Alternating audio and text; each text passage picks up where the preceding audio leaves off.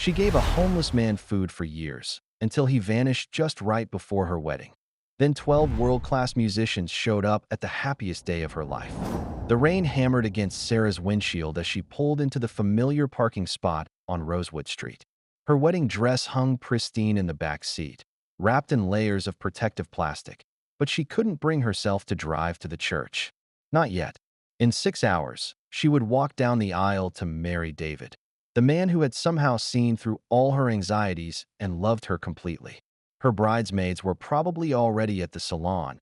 Her mother was undoubtedly spiraling about last-minute details, and the florist had texted twice about the centerpieces. But Sarah sat frozen in her car, staring through the blur of rainwater at the empty corner where she came almost 5 years now.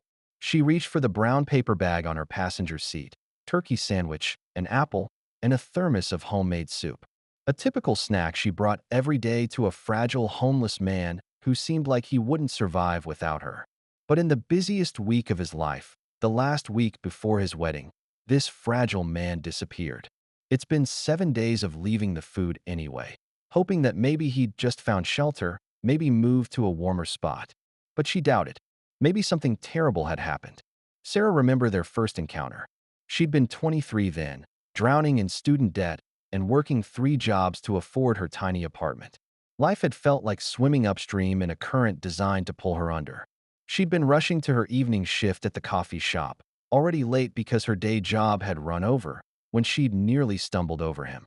He'd been sitting so still that she'd almost mistaken him for abandoned clothing. "I'm so sorry," she'd gasped, catching herself against the old fountain. "I didn't see you there." He'd looked up with eyes that weren't desperate or demanding, just infinitely tired.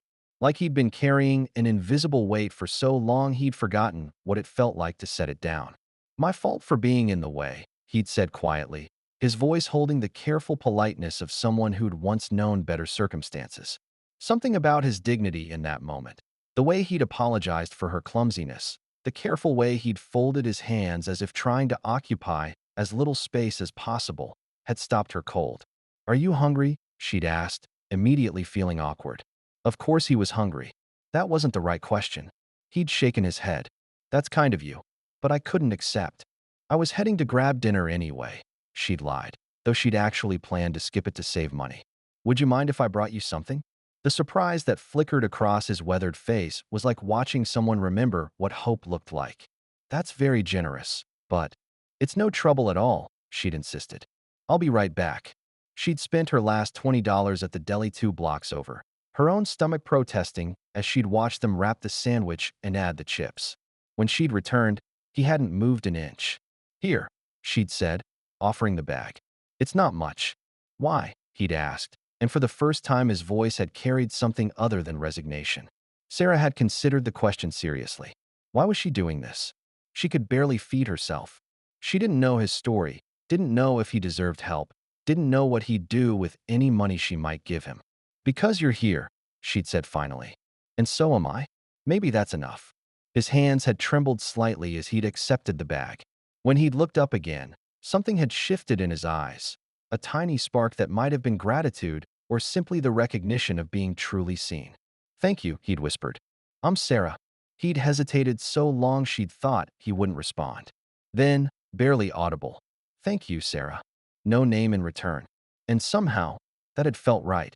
Like names were too much intimacy for whatever fragile connection they were building. That had been the beginning. 5 years of daily stops. Rain or shine, holiday or weekday. 5 years of real meals, not leftovers. Food she'd specifically chosen and prepared for him. 5 years of brief exchanges that rarely went beyond gentle inquiries about his well-being, which he'd answer with quiet nods or soft, "Well enough, thank you." 5 years of estranged, meaningful relationship in her life, built almost entirely on silence. And now he was gone. Why was she so worried? Why did she feel a weight of responsibility? It must have just been force of habit. After all, she had a wedding to attend. Her own wedding. Sarah opened her eyes and stared at the empty space again. Without him there, the fountain looked diminished, just another piece of neglected city infrastructure. But to her, this had been sacred ground. The place where she'd learned that kindness didn't require understanding, that love didn't need words, that sometimes the most important thing you could do was simply show up. Her phone buzzed. Where are you? Hair appointment in 90 minutes, and mom is having a meltdown about the corsages. Sarah typed back. Almost there. Tell mom everything will be perfect. But she didn't start the engine. Instead, she stepped out into the gentle rain and walked to the fountain, carrying the paper bag. The morning air smelled of wet concrete and possibilities. She placed the bag in his usual spot and pressed her palm against the cold stone. I don't know where you are, she whispered, feeling slightly foolish but needing to speak the words. But I hope you're safe. I hope you know that you mattered to me. Her voice cracked. Thank you for letting me care for you. For teaching me that love is just showing up, day after day, no matter what. She wiped her eyes, knowing her makeup artist would have strong words about crying before the wedding. As she turned back toward her car, something made her glance over her shoulder one last time. Sarah shook her head and hurried to her car. She was getting married today. She should be thinking about David, about their future, about the beautiful life they were about to build together. But as she drove away, she couldn't shake the feeling that something significant was about to happen. Something that would finally make sense of those years of quiet devotion, of love freely given without expectation of return. She just had no idea what form that revelation would take. 3 hours before her wedding, Sarah sat in her childhood bedroom, staring at her reflection in the vanity mirror her father had built for her when she turned 16. The makeup artist had just finished with her face, and her hair hung in perfect curls around her shoulders, but all she could see were her own eyes staring back at her. Eyes that looked haunted despite the careful application of concealer and highlight. You look beautiful, sweetheart, her mother said from the doorway. But her voice carried that familiar note of worry that had become her default tone whenever she looked at Sarah lately. The photographer wants to do some getting ready shots in about 20 minutes. Sarah nodded without really hearing her. Her mind was still at that corner, still replaying 5 years' worth of brief encounters, searching for clues she might have missed. Had he seemed sick the last time she'd seen him? More tired than usual? Had there been something in his eyes that should have warned her? Sarah? Her mother stepped into the room, closing the door behind her. Margaret Chun had always been able to read her daughter like an open book, and right now, Sarah felt more transparent than glass. Talk to me. What's wrong? Nothing's wrong, Sarah said automatically, then caught her mother's expression in the mirror. Margaret's face wore the same look she'd had when Sarah was 7 and trying to convince her that she hadn't been the one to break the neighbor's window with a baseball. Skeptical, patient, and absolutely not buying it. Sarah sighed and turned around in her chair. Do you remember when I used to volunteer at the soup kitchen downtown? When I was in college. Her mother's expression softened. Of course. I was so proud of you for that. Even when you were working those 3 jobs, you still found time to help others. I stopped going after I graduated, Sarah said quietly. Life got busy, and I told myself I didn't have time anymore. That I needed to focus on my career, on paying off my loans, on building my own life first. That's normal, honey. You can't save everyone. Sarah shook her head. But I could have saved one person. Maybe, if I'd tried harder. The story came out in pieces, haltingly at first, then in a rush. Sarah told her mother about the corner, about the man who'd sat there for 5 years, about the daily ritual that had become as essential to her routine as brushing her teeth or checking her email. She told her about the way he'd never asked for anything, never demanded her attention or her help, but had somehow become the most important part of her day. You brought him food every single day for 5 years, her mother asked, and there was something in her voice that Sarah couldn't quite identify. Not judgment, not disapproval, but something deeper, something that sounded almost like awe. It wasn't charity, Sarah said quickly, defensive in a way that surprised her. I mean, it was, but it wasn't. It was, I don't know how to explain it. It was like going to church, maybe? Like there was something sacred about it. Her mother was quiet for a long moment, studying Sarah's face. Then she sat down on the edge of the bed, her wedding dress spread carefully around her. When your father and I first got married, she said slowly, we were so poor we could barely afford to eat.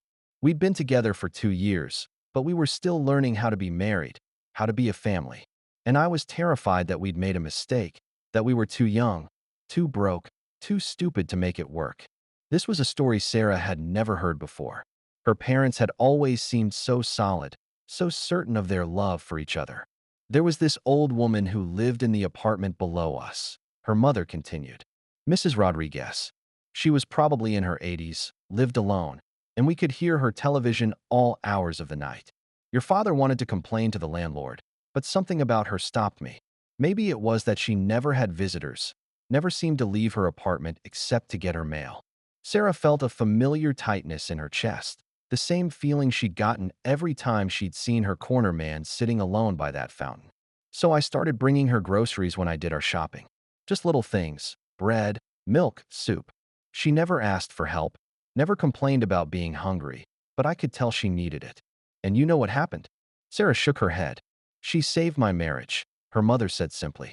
Taking care of her taught me how to take care of your father, how to love without expecting anything in return, how to see someone's needs without waiting for them to ask.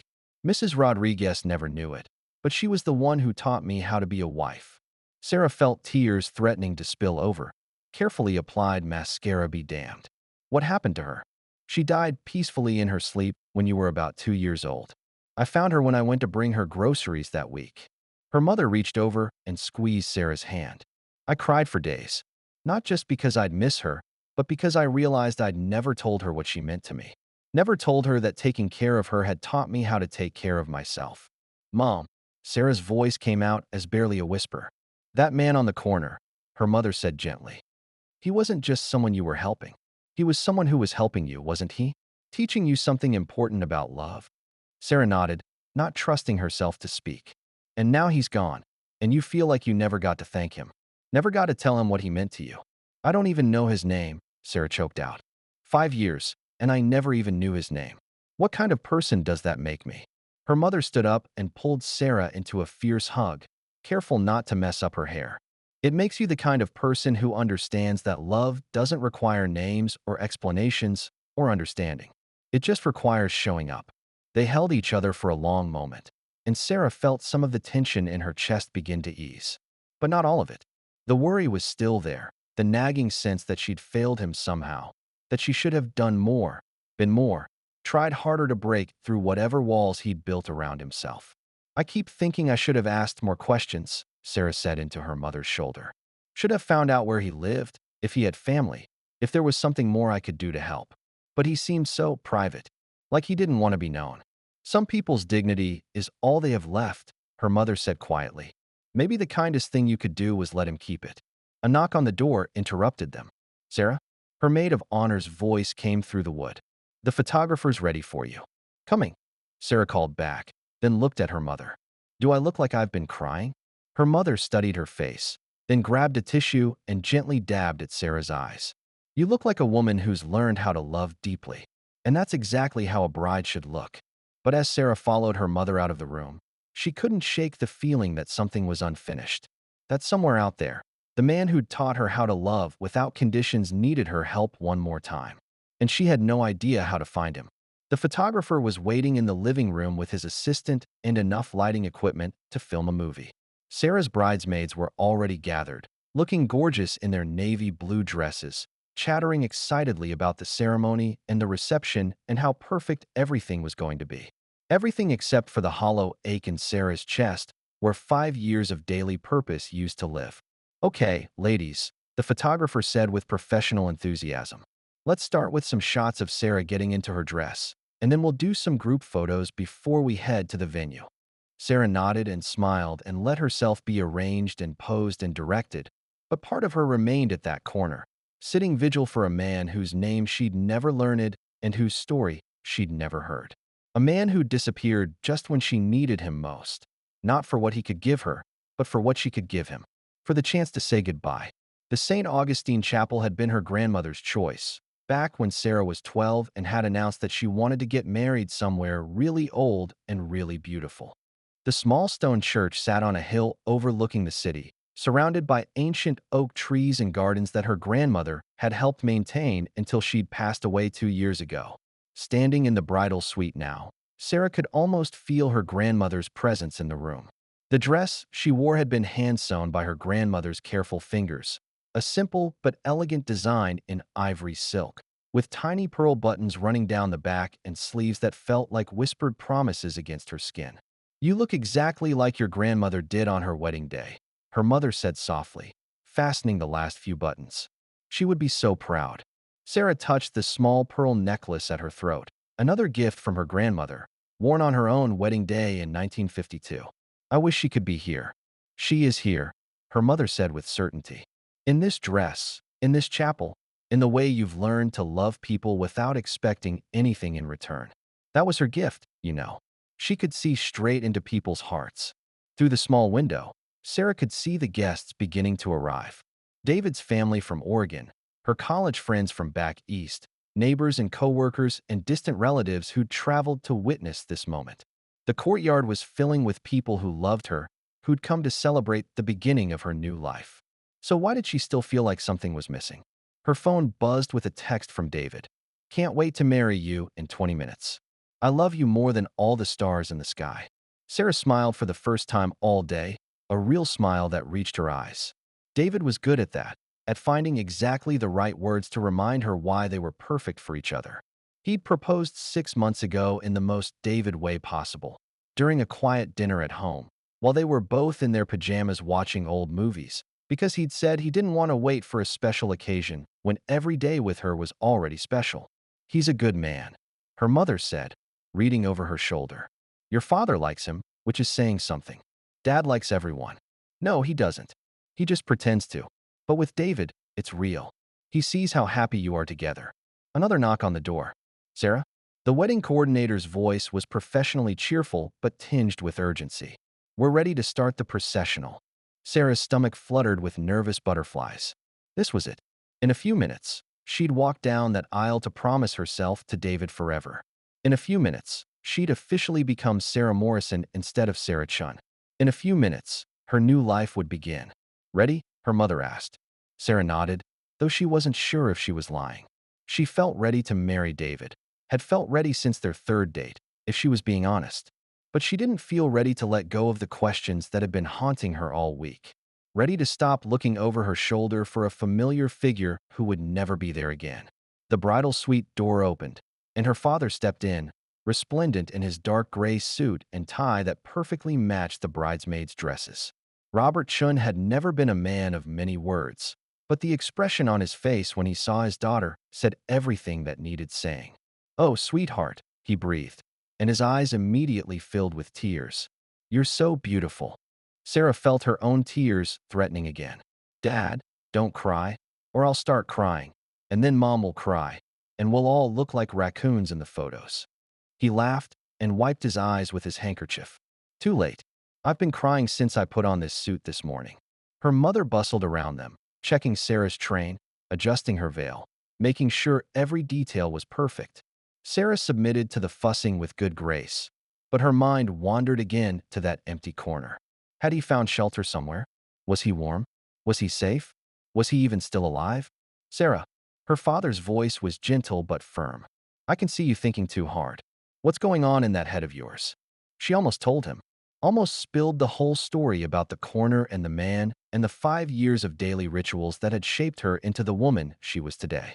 But before she could find the words, the wedding coordinator appeared in the doorway again. I'm so sorry to interrupt, she said, and something in her voice made Sarah's stomach tighten. But we have a small situation at the entrance. Security stopped a man who isn't on the guest list, and he's asking specifically for Sarah. He says it's important. Sarah's heart stopped. For one wild, impossible moment, she thought, hoped. What does he look like? She asked, her voice barely steady. The coordinator consulted her clipboard. Older gentleman, maybe 60s or 70s. Silver hair.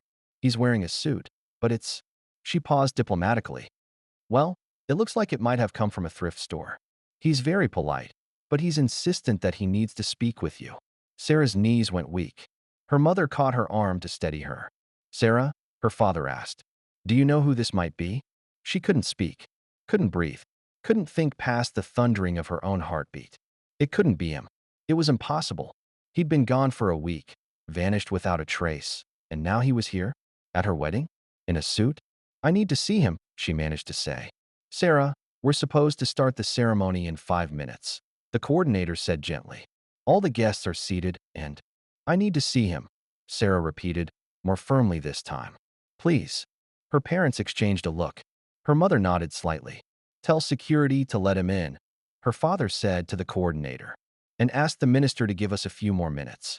The coordinator looked like she wanted to argue, but something in Sarah's face must have convinced her.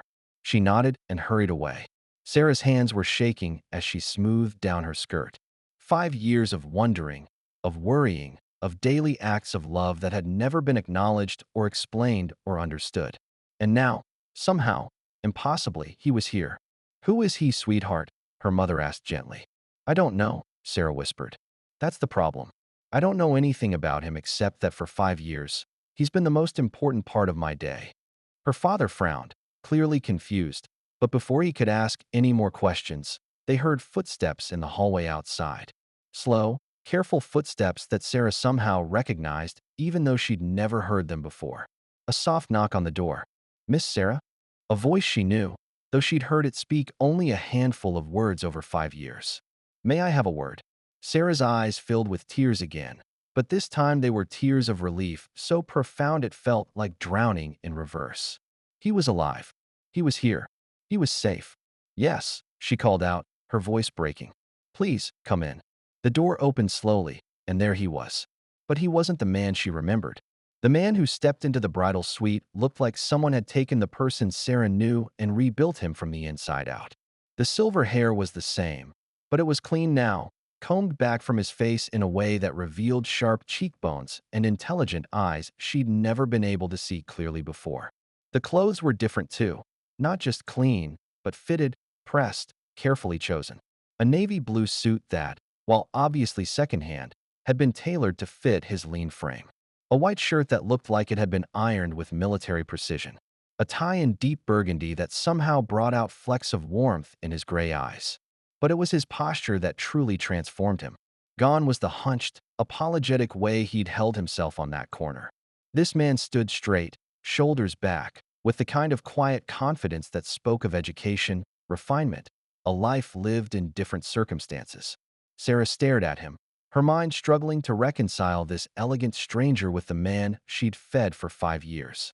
I'm sorry to intrude on your special day, he said, and even his voice was different, clearer, stronger, though still soft with the careful politeness she remembered. I know this is presumptuous of me, but I needed to see you, to thank you properly. Thank me. Sarah's voice came out as barely a whisper. He nodded, his hands clasped behind his back in a gesture that somehow seemed formal, almost military. For 5 years, you fed me. Every single day. You never asked my name, never pried into my circumstances, never made me feel like I had to earn your kindness. You simply showed up. Sarah's parents were staring at both of them, clearly trying to piece together a story from fragments they didn't understand.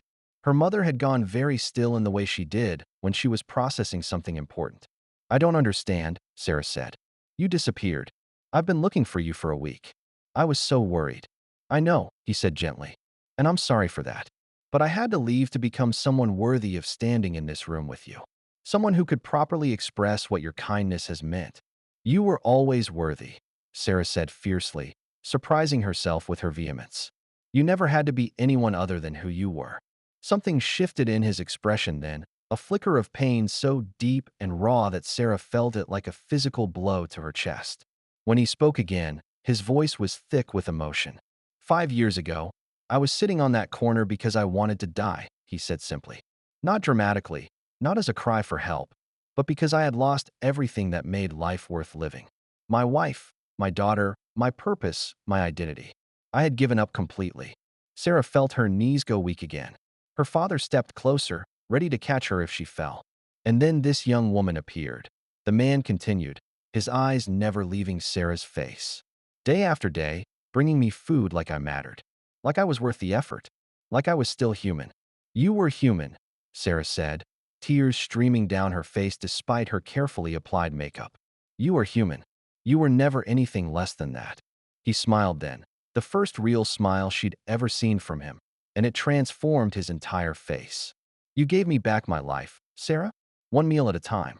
One act of kindness at a time.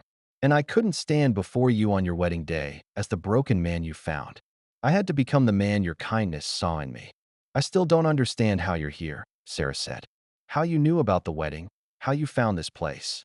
I've been watching over you for 5 years too, he said softly, making sure you were safe, that the woman who saved my life was protected. I know where you work, where you live, where you buy your groceries. I know you're marrying David Morrison, a good man who works at the architectural firm downtown and who loves you more than his own life. Sarah's mouth fell open. You've been watching me? Protecting you, he corrected. There were a few times over the years when you were walking alone late at night, or when that man at the coffee shop was bothering you, or when your car broke down in that bad neighborhood last winter. I was never far away. Oh my God, Sarah breathed. All those times she'd felt like someone was looking out for her. Times when potentially dangerous situations had somehow resolved themselves, when help had appeared just when she needed it most. That was you. He nodded. It was the least I could do. You saved my life. I wanted to make sure you were safe to live yours. Sarah's mother stepped forward then, her face soft with understanding. What's your name? She asked gently. The man hesitated for a moment, then straightened his shoulders. My name is Dr. James Alexander Whitmore, he said formally. I was a professor of music at the conservatory, and before that, I was first-chair violinist with the Philadelphia Orchestra. Before my world ended. The name hit Sarah like a lightning bolt. She'd heard it before, years ago, in music classes in college. Dr. James Whitmore, the renowned composer and violinist who disappeared from the music world after some kind of personal tragedy. The James Whitmore, she gasped. You wrote the symphony for Elena. It's one of the most beautiful pieces of music ever composed. Pain flickered across his face again. Elena was my daughter, he said quietly. She and my wife Catherine were killed by a drunk driver 8 years ago. I wrote that symphony as their memorial, and then I couldn't make music anymore. Couldn't teach, couldn't perform, couldn't even listen to music without feeling like I was drowning in grief. The room fell silent except for the soft sound of Sarah's crying. Everything made sense now. His quiet dignity, his educated speech, the way he'd held himself even in his darkest moments. This wasn't just any homeless man she'd been feeding. This was one of the most respected musicians in the country, brought low by unimaginable loss. So you ended up on the street, her father said, his voice gentle and non-judgmental. I ended up wanting to disappear, James corrected. The street was just where I went to do it slowly. I'd lost my house, my position at the conservatory, everything that connected me to the life Catherine and Elena and I had built together. Sitting on that corner felt like the right kind of penance for surviving when they hadn't. And then Sarah found you, her mother said softly. And then Sarah saved me, James said, looking at her again with an expression of such profound gratitude that it took her breath away. Every day for 5 years, teaching me that I still mattered to someone, even if I couldn't see why. But why now? Sarah asked. Why today? Why didn't you tell me who you were before? James smiled again, and this time there was something almost mischievous in his expression. Because today, I wanted to give you a wedding gift, something worthy of what you've given me. Before Sarah could ask what he meant, they heard the sound of multiple footsteps in the hallway outside. Voices, quiet but urgent, and what sounded like instruments being carefully moved. James stepped toward the door, then turned back to her. I have taken the liberty of bringing some friends, he said. Former colleagues who were kind enough to respond when I finally found the courage to reach out to them again. They've agreed to help me give you something I should have given you years ago. What kind of something?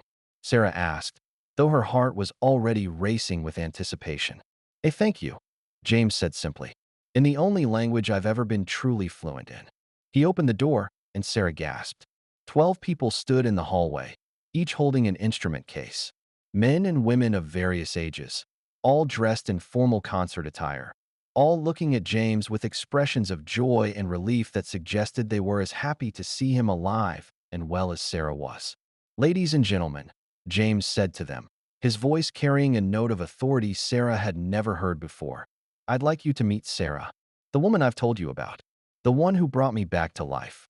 The musicians smiled at her, and Sarah saw recognition in their faces. They knew her story, knew what she'd done, what she'd meant to the man they'd probably given up for dead years ago. It's an honor to meet you, said a woman holding a violin case, her voice warm with genuine emotion. James has told us so much about your kindness. We've been rehearsing for weeks, added a man with a cello case. Ever since James found the courage to call us. Sarah looked at James, understanding beginning to dawn. You're going to play at my wedding. If you'll have us, he said. I know you've already hired musicians, and I don't want to intrude on your plans. But I've written something for you, Sarah. For this day, for this moment, for everything you've given me. You wrote me something? Sarah could barely get the words out past the emotion clogging her throat. A symphony, James said, his voice breaking slightly with emotion, called The Daily Bread. It tells the story of a soul lost in darkness who finds salvation through the simple act of being seen, being fed, being loved without condition. It's the story of what you did for me, Sarah. What you gave me when you had no reason to give anything at all. Sarah couldn't speak, couldn't breathe, couldn't process the magnitude of what he was offering her. The wedding coordinator is probably having a heart attack right now, her mother said practically, but her voice was thick with tears. All those guests waiting, and now we have a full orchestra in the hallway. 12 musicians, James corrected with a small smile. Just enough for a chamber ensemble. We won't need much space, and we won't need long. Just long enough to say what I should have said 5 years ago. Sarah looked at her father, who was staring at James with something like awe. Dad, I think, her father said slowly, that David is about to have the most memorable wedding music in the history of weddings. You don't mind? Sarah asked. It's not what we planned. Sweetheart, her father interrupted. The best things in life are never what we planned. Sarah turned back to James, this man who had been a stranger and a friend and a teacher and a mystery all at once. Are you sure about this? Playing again after all this time? I've been practicing, he said quietly, for the past month, since I finally worked up the courage to contact my old colleagues. My fingers aren't what they used to be, and my heart. Well, my heart has been broken for a very long time. But for you, Sarah, I want to try. I need to try. She stepped forward, and, for the first time in 5 years, she hugged him. Really hugged him. Not just the careful pat on the shoulder she'd sometimes given when he'd seemed particularly cold or sad, but a real embrace between two people who had saved each other without ever realizing it. He hugged her back, and she could feel him trembling. Thank you, he whispered into her hair, for seeing me when I couldn't see myself, for feeding me when I wanted to disappear, for teaching me that love doesn't require explanations or understanding or even names, just presence. Thank you, she whispered back, for letting me learn how to love without conditions, for teaching me that showing up is enough, for being there when I needed to discover who I really was. They held each other for a long moment, two people whose lives had been intertwined by the simple act of daily kindness, finally able to acknowledge what they'd meant to each other. When they separated, Sarah's mother was crying openly, and her father was wiping his eyes with his handkerchief again. We should probably tell David what's happening, Sarah said, suddenly realizing that her fiancé was probably wondering why his bride was 20 minutes late to their own wedding. Actually, James said with that slightly mischievous expression again, I took the liberty of speaking with him earlier, before I came to find you. Sarah's eyes widened. You talked to David? I wanted his permission, James explained, to interrupt your wedding, to bring my friends, to offer you this gift. I didn't want to presume. And what did he say? James smiled. He said that any man who could inspire 5 years of daily kindness from the woman he loves was welcome at his wedding anytime. He also said he'd always wondered what made you drive to that corner every morning, and now he understood. He knew? Sarah asked, shocked. David knew about you. Not the details, James said gently. But he knew you were taking food to someone every day. He knew it was important to you. He never asked questions because he could see it was something you needed to do. Sarah felt a fresh wave of love for David wash over her. Of course he'd known. Of course he'd understood without needing explanations. That was who he was, the kind of man who trusted her completely, who supported her choices even when he didn't understand them. I need to see him, she said suddenly. Before we do this, I need to see David. Bad luck, her mother said automatically, but without much conviction. Mom, I think we're way past worrying about wedding superstitions, Sarah said with a shaky laugh. The wedding coordinator appeared in the doorway again, looking slightly frazzled but trying to maintain her professional composure. Sarah, the guests are getting restless, and the minister would like to know. She stopped short when she saw the 12 musicians with their instrument cases. Oh, I see we're having some changes to the program. Is that going to be a problem? Sarah asked.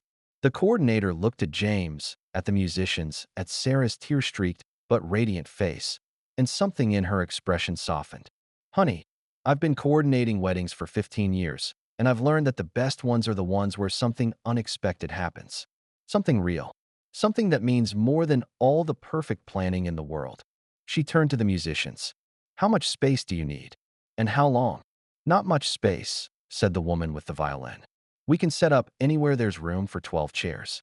And the piece is about 8 minutes long. 8 minutes of the most beautiful music you've ever heard, James added quietly. The coordinator nodded decisively. I'll have the staff set up chairs on the side of the altar. And I'll let the minister know we're adding a special musical performance. She looked at Sarah with a smile. This is going to be a wedding people talk about for years. Can I see David first? Sarah asked. Just for a minute? Absolutely, the coordinator said. I'll bring him to the side chapel. 5 minutes, then we start. As the coordinator bustled away and the musicians began discussing logistics with Sarah's parents, James touched her arm gently. Sarah, he said, his voice serious. I need you to know that after today, after this gift, I'll understand if you want to go back to your life without me in it. You're married now, starting a new chapter. I don't want to complicate that. Sarah stared at him. Are you kidding me? After 5 years of daily visits, after disappearing for a week and nearly giving me a heart attack, after showing up at my wedding with a symphony you wrote for me, you think I'm going to let you disappear again? He looked uncertain. I just thought. James, she interrupted, using his name for the first time. You're not just someone I helped. You're not a charity case or a good deed or a stranger I took pity on. You're my friend. Your family. You're the person who taught me how to love unconditionally. Did you really think that was going to end just because I'm getting married? Relief flooded his face, followed by something that looked like wonder. I wasn't sure if. David's going to love you, Sarah said firmly. And you're going to be at our dinner table every Sunday from now on, eating real meals instead of sandwiches from paper bags. We're going to talk about music and books and life, and you're going to tell me stories about Elena and Catherine, and I'm going to tell you stories about growing up with parents who taught me that love is something you do, not something you feel. James was crying now, silent tears streaming down his face. I don't know how to be someone's friend anymore, he admitted. I don't know how to be part of a family. You'll learn, Sarah said gently. The same way I learned how to love without expectations. One day at a time. The side chapel of St. Augustine was small and intimate, with stained glass windows that cast rainbow patterns across the stone floor. David was waiting for her there, looking impossibly handsome in his black tuxedo and slightly nervous in the way that made her fall in love with him all over again. When he saw her, his face lit up with that smile that had been making her knees weak for 3 years. Hi, he said softly. Hi, she replied, suddenly feeling shy despite the fact that they'd been living together for 2 years. You look. He shook his head, seemingly at a loss for words. Sarah, you're the most beautiful thing I've ever seen. She stepped closer to him, careful not to trip on her train. David, I need to tell you about the man you've been feeding for 5 years, he interrupted gently. James, I know. You know? I've always known something was important about those morning drives, David said, reaching out to touch her face with infinite tenderness. And when he approached me an hour ago, when he told me who he was and what you'd done for him. Sarah, I've never been more proud to be marrying you. You're not upset that I never told you the details? David shook his head. You didn't owe me explanations for your kindness. That's not how love works. But I'm grateful he told me today, because now I understand why you disappear sometimes. Why you get this look in your eyes like you're thinking about something important and far away. What look? The look of someone who knows how to see people, David said. Really see them. The way you saw him. The way you see everyone. It's one of the reasons I fell in love with you. Sarah felt tears threatening again. I was so worried you'd think it was weird or dangerous or... I think it's the most beautiful thing I've ever heard, David interrupted. And I think James is right. This symphony he's written for you. It's going to be the perfect beginning to our marriage. Music born from love, performed by gratitude, celebrating the kind of woman I'm lucky enough to call my wife. You really don't mind that our carefully planned wedding is about to become something completely different? David laughed, the sound rich and warm in the small chapel. Sarah, have you met me? I'm an architect. I spend my days trying to plan every detail of buildings that will stand for decades. But the best buildings, the ones that really last, are the ones that leave room for surprises. For moments you couldn't plan if you tried. He took her hands in his, careful not to wrinkle her gloves. Besides, I've been wondering for months what would make our wedding unique.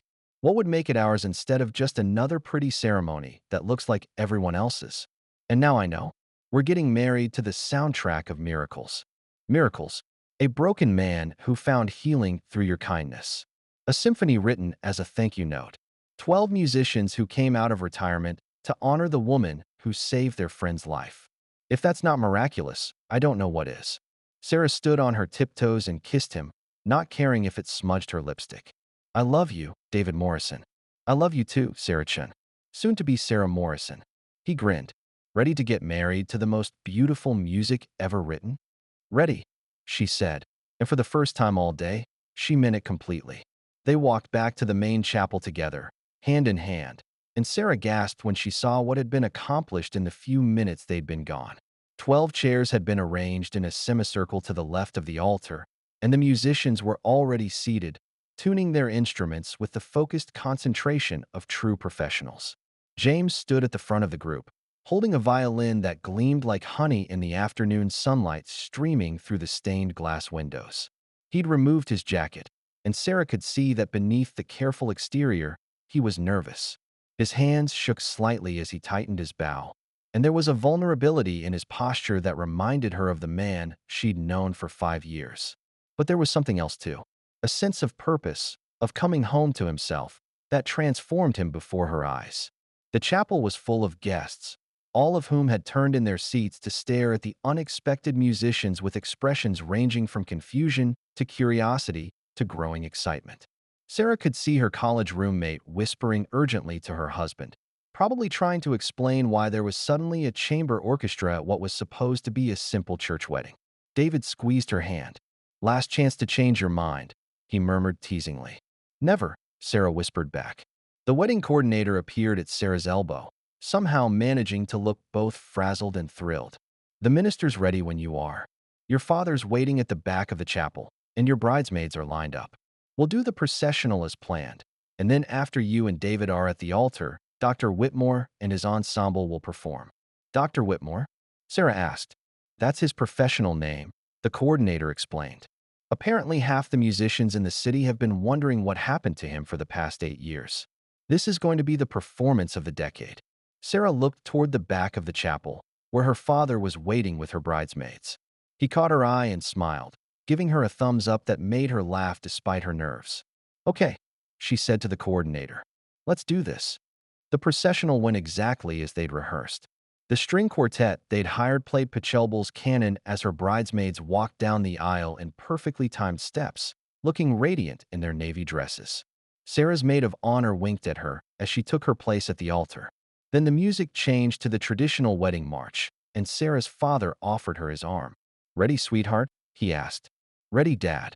They began the walk down the aisle, and Sarah felt the familiar surreal quality that every bride experiences, the sense that this was both the most important moment of her life and somehow happening to someone else entirely. The faces of the guests blurred past her, smiling and crying and taking pictures, but her eyes were fixed on David waiting for her at the altar. He was crying, not sobbing, just tears of joy streaming down his face as he watched her approach. When she reached him and her father placed her hand in his, David whispered, "You're perfect." The minister began the ceremony with the traditional words about love and commitment and the joining of 2 lives. Sarah and David had written their own vows, and when the time came, they spoke from their hearts about finding each other, about building a life together, about promising to love each other through whatever challenges lay ahead. I promise to support your dreams, David said, his voice clear and strong. To celebrate your victories and comfort you in your defeats. To see you truly, the way you see others, and to love you not just for who you are today, but for who you're still becoming. I promise to choose you every day, Sarah replied, her voice steady despite her tears. To show up for you the way you show up for me. To love you without conditions, and to build a life with you that leaves room for miracles. The minister pronounced them husband and wife, and David kissed her with such joy that the entire chapel erupted in applause. But then, instead of the recessional, something extraordinary happened. The minister stepped back, and James stepped forward. Ladies and gentlemen, he said, his voice carrying clearly through the chapel. My name is James Whitmore, and I have the honor of knowing your bride.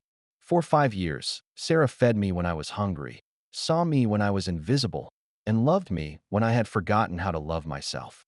Today, with the help of my dear friends and colleagues, I would like to offer her a small token of my gratitude. He lifted his violin to his shoulder, and the chapel fell completely silent. This piece is called The Daily Bread, he said. It's the story of salvation found in simple kindness. It's the story of what happens when someone chooses to see the humanity in a stranger.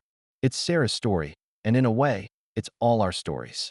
He drew his bow across the strings, and the first note rang out clear and sweet and heartbreakingly beautiful.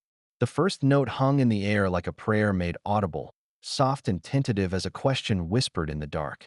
James's violin sang alone for several measures, the melody simple and haunting, speaking of loneliness so profound it had its own weight, its own gravity that pulled everything into silence.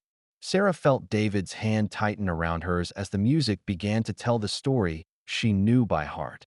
The story of a man sitting on a corner, invisible to the world, forgotten by hope itself. The violin wept with a sound that was almost unbearable in its raw honesty, and she could see guests throughout the chapel beginning to lean forward, drawn into the narrative despite not understanding its origins. Then, measure by measure, other instruments began to join the conversation. A cello entered first, its deep voice offering the smallest suggestion of comfort, like a hand extended in the darkness. Then a flute, bright and warm, carrying the melody that represented Sarah's daily appearance at that corner. The notes danced around James's violin, not overpowering it, but offering companionship, suggesting that solitude didn't have to be permanent. Sarah had never heard anything like it. This wasn't just music, it was memory made audible, emotion given form and structure and voice. She could hear herself in the flute's generous melody, see her daily walks to that corner in the way the themes wove together and apart and together again.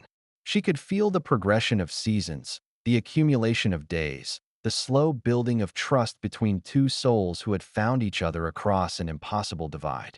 As more instruments joined the ensemble, the music began to swell with something that sounded like hope. Not the easy, shallow hope of greeting cards and motivational posters, but the hard-won hope that comes from choosing to believe in goodness when everything in your experience suggests otherwise. The violin and flute began to play together now, their melodies intertwining in a conversation that needed no words. Sarah was crying openly now, no longer caring about her makeup or her appearance. This music was telling the story of the most important relationship in her life, and hearing it transformed into something this beautiful, this meaningful, felt like watching her own heart become visible to everyone in the chapel. But the symphony wasn't finished with its revelations. About 4 minutes in, the music took an unexpected turn. The instruments began to play with more urgency, more complexity, and Sarah realized that James was telling not just the story of their relationship, but the story of his own transformation. The violin soared higher, stronger, speaking of a soul remembering how to hope, how to dream, how to believe in tomorrow again. And then, in a moment that took Sarah's breath away, she heard it. Hidden in the weaving melodies, barely perceptible unless you knew to listen for it, were fragments of other pieces James had written. Pieces from his life before, from his time as a celebrated composer and performer. He was weaving his past and present together, showing how Sarah's kindness had helped him reclaim not just his will to live, but his identity as an artist. The music built to a crescendo that seemed to fill every corner of the chapel, every corner of Sarah's heart. All 12 instruments were playing now, creating a wall of sound that was somehow both overwhelming and perfectly controlled. It spoke of transformation, of redemption, of the miracle that happens when one human being sees another and chooses love over indifference. David was crying too now, and so was Sarah's mother, and her father, and most of the guests. But they weren't tears of sadness. They were tears of recognition, of witnessing something pure and true and transcendent. Even the guests who didn't know the story behind the music could feel its power, could sense that they were experiencing something extraordinary. As the piece moved toward its conclusion, the instruments began to separate again, each voice distinct but still part of the whole. James's violin sang the main melody one last time, but now it was transformed. Where the opening had been tentative and broken, this final statement was strong, confident, filled with gratitude and joy and the kind of peace that comes from knowing you are loved. The final note was played by all 12 instruments together, a chord so rich and full and perfect that it seemed to contain every emotion Sarah had ever felt in a single moment of sound. It hung in the air for what felt like forever, and then gradually faded into silence. For a moment, no one moved. No one breathed. The chapel was so quiet that Sarah could hear her own heartbeat, could feel the collective held breath of 200 people who had just witnessed something miraculous. Then James lowered his violin, turned to look at Sarah, and smiled. The applause that followed was unlike anything Sarah had ever heard. It wasn't just appreciation for beautiful music. It was recognition of something deeper. It was the sound of people who had been reminded that the world still contained magic, that ordinary humans were capable of extraordinary love, that sometimes the most profound gifts came wrapped in the simplest gestures. Sarah couldn't contain herself any longer. She let go of David's hand, lifted her skirts, and walked straight to James. The entire chapel watched as she threw her arms around the man who had been a stranger and a teacher and a friend and now, finally, could be acknowledged as family. "Thank you," she whispered against his shoulder as he hugged her back. "That was the most beautiful thing I've ever heard." "Thank you," he whispered back, "for making it possible. For making me possible again." They held each other while the applause continued around them. Two people whose lives had been forever changed by the simple act of showing up for each other, day after day, year after year, without fanfare or recognition or understanding. When they finally separated, Sarah saw that David had approached them. Her new husband looked at James with an expression of profound respect and gratitude. "Dr. Whitmore," he said formally, extending his hand. "Thank you for that gift. And thank you for taking care of my wife all these years." James shook his hand firmly. "Thank you for loving her the way she deserves to be loved, and for understanding that some friendships transcend conventional explanations. Would you like to say a few words to our guests?" David asked. "I think they'd like to know the story behind what they just heard." James looked uncertain for a moment, then glanced at Sarah. She nodded encouragingly. He turned to face the chapel full of people, clearing his throat softly. "5 years ago," he began, his voice carrying clearly through the space, "I was a man who had lost everything that mattered to me. I had given up on life, on hope, on the possibility that tomorrow could be different from today." The chapel was completely silent, everyone straining to hear his words. And then Sarah appeared. He continued. "Every single day for 5 years, she brought me food. Not leftovers, not charity, but real meals prepared with care and offered with respect. She never asked my name, never demanded my story, never made me feel like I had to earn her kindness. She simply saw me and decided that I mattered." He paused, gathering his composure. "What you just heard was my attempt to say thank you for that gift. But more than that, it was my testimony to the power of everyday kindness, to the miracle that happens when one person chooses to love a stranger without conditions or expectations." Sarah felt fresh tears streaming down her face as James continued. "Sarah didn't just feed my body for 5 years," he said. "She fed my soul. She reminded me that I was still human, still worthy of care, still capable of contributing something meaningful to the world. The music you just heard exists because of her kindness. I exist because of her kindness." He turned to look at Sarah and David again. "Marriage is many things, but at its core, it's a promise to see each other truly and to love each other consistently. To show up, day after day, year after year, regardless of circumstances." Sarah has been practicing those vows for 5 years, and I have no doubt that her marriage will be a testament to the same kind of unconditional love she showed a stranger on a street corner. The applause this time was different, quieter, more thoughtful, filled with the recognition that they had all witnessed something that would change how they thought about love, about marriage, about the power of simple human kindness. As the musicians began to pack up their instruments and the guests started to move toward the reception, Sarah found herself surrounded by people wanting to know more about the story, wanting to tell her how moved they had been by the music, wanting to meet James and shake his hand.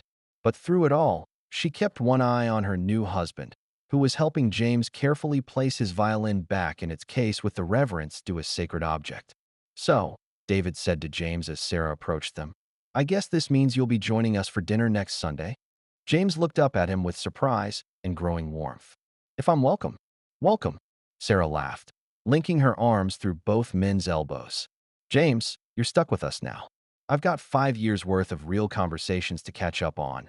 David's been dying to meet the person who inspired my daily pilgrimages. And I have a feeling you and he are going to become great friends."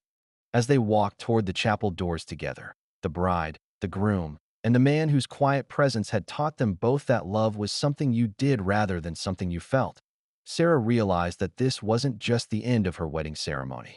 It was the beginning of everything she'd been preparing for without knowing it.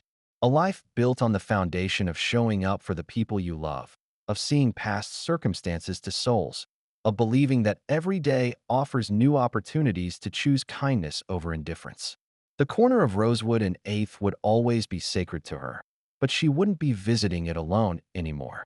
She'd be bringing David and James, and eventually maybe children who would learn from their grandmother's wedding story that love multiplies when it's shared, that the greatest gifts often come in the simplest packages, and that sometimes the most beautiful music comes from the most broken places.